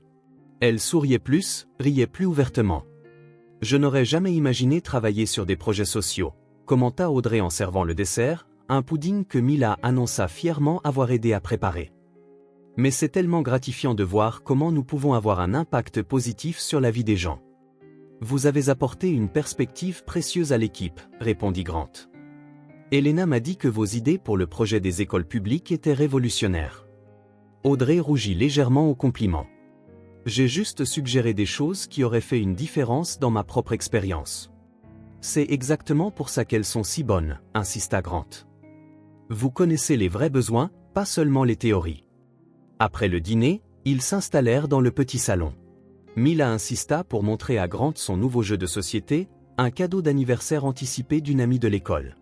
Ils s'assirent tous les trois sur le tapis, Mila expliquant les règles de manière confuse mais enthousiaste. « Non, maman, tu ne peux tirer une carte bleue que si tu fais un nombre pair. » Audrey feignit l'indignation, faisant rire sa fille. « Hier, tu as dit que c'était avec un nombre impair. »« J'ai changé les règles aujourd'hui, » expliqua sérieusement Mila, comme si c'était la chose la plus naturelle du monde.